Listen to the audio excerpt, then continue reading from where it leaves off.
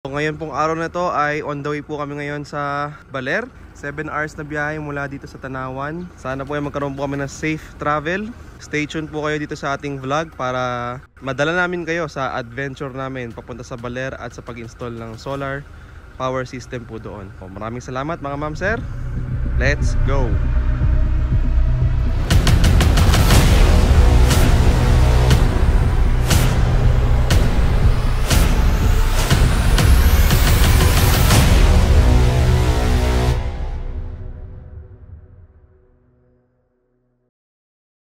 Touchdown kami sa... Hindi pa talaga totally touchdown dun sa mismong installation site. Ibababa pa yung mga gamit dahil ilalakad pa namin doon yung mga gamit. Buti maraming puwersa. Malapit namin sa may dagat na portion dito eh. Alright, stay tuned po. So for our first day, ito ang aming kalagayan ngayon. Puro putik-putik kami. Buti naka-safety shoes na ako. Makapal na safety shoes na kailangan din eh. Matawid kami ng ilog. Kanina, di ko lang na-vlog pero tumawid kami ng ilog. Buti na lang, may muscle help kami from the client's manpower. Nice. Time check. Mag-4 na. Malas kami kanina. Mga 5:30 yun. So, ang objective namin ngayon ay makabit kahit paano yung mga L-foot and railings. Hopefully kayanin. Super nature. Uy. Opya. Opya.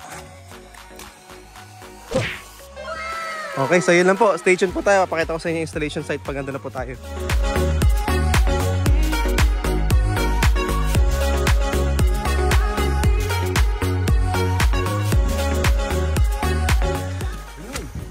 Ayun na.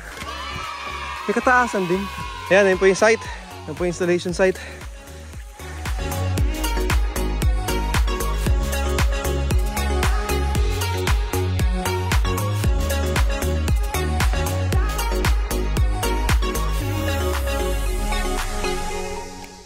Touchdown! Stay tuned tayo mga ma'am sir. Pagod ako.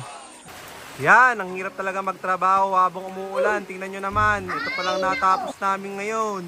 Kahit paano, kapag railings naman kami, tapos umulan ulit. Ngayon, retreat na kami, retreat! Initiate retreat! Retreat! Here I come. So ayan, ito na yung kung nga yung sitwasyon nila. Pag pala ganito, wala pala silang kuryente. Pag itong mga 6 o'clock na, minsan mag-charge nga daw sila sa bilang tindahan para magkaroon sila ng ilaw dito or kaya na gumagamit sila ng crudo for genset. Ngayon, nasabi ko sa kanila, ito na ang huling gabi na wala silang ilaw or wala silang kuryente rito. Bukas, energized na yan. Tatawid pa kami ng ilog. Ha? Ayun yung partner ko. Ayun. Ayan yung partner ko. Ayun. Stay tuned tayo mga ma'am sir. Bye!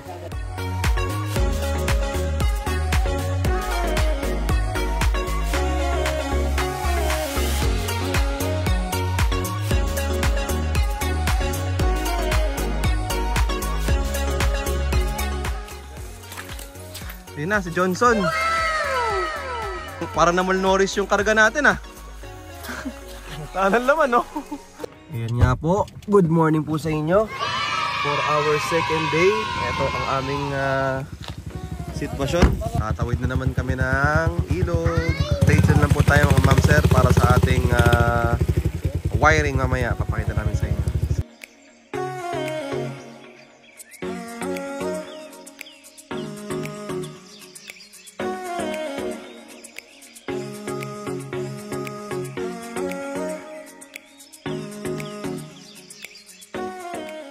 Disclaimer, mga nakapaapo sila dahil madulas daw, natudulasan sila.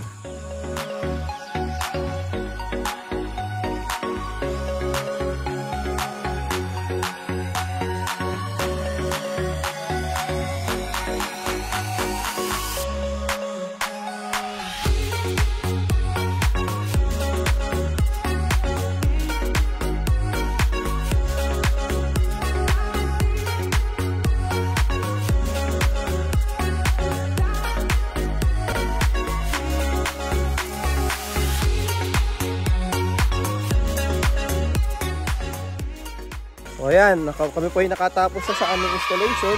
Pabalik na. Tatawid na naman ulit kami ng ilog.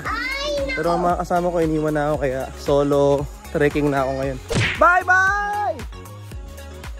Bye-bye! So, konting kwento lang po, ano.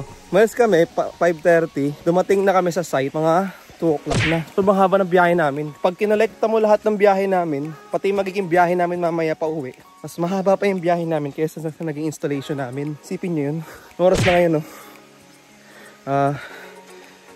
Mag-3 o'clock pa lang. So, expect namin makauwi alas 3 na madaling araw or mga alas 12 na madaling araw.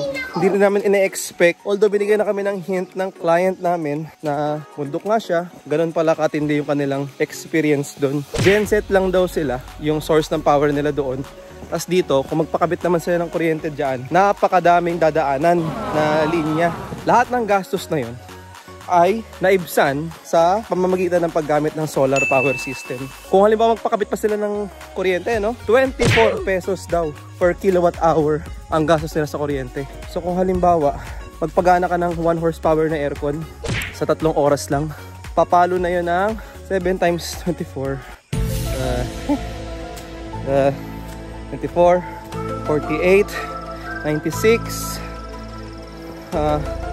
96 plus basta mga sipin mo na lang ganun kamahal ang kuryente nila dito. Samantalang sa solar, isang gastos lang, unlimited na ang source ng kuryente mo, renewable, hindi na uubos, magkakatalo na lang sa paggamit at saka sa weather. Syempre weather dependent ang solar Sa mga nanonood ng videos namin, ina-encourage po talaga namin kayo na mag-resort sa solar power system. 3 bagay. Una, syempre, nakakatulong ka sa ekonomiya ng bansa. Kesa naman sa nagsusunog tayo ng ng fossil fuel, nakakatulong tayo sa kalikasan. Next, number 2, makakatipid ka sobra.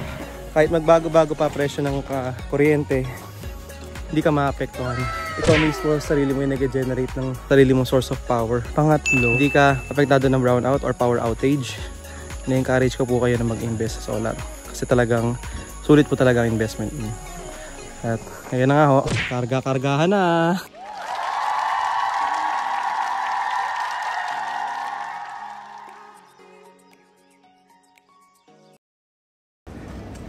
Alam nyo ba mga ma'am, sir? Ito nakakatuwa sana buhay namin kung saan kami nakakarating. Ngayon, kung sa trabaho, medyo deserve naman namin kahit konti ang tampisaw-tampisaw. Very hospitable ang client namin. Napakaganda ng aming tinirhan. At ang kanilang treatment sa amin ay very special. Sobrang na-appreciate namin. Pinoy na Pinoy. Very very hospitable talaga sila. Tampisaw tayo ng konti. Maraming salamat ulit sa pagtutok ng video namin. God bless you all. Yan. Kami ay mag-relax ng konti. Alright, sige. Maraming salamat. Bye-bye.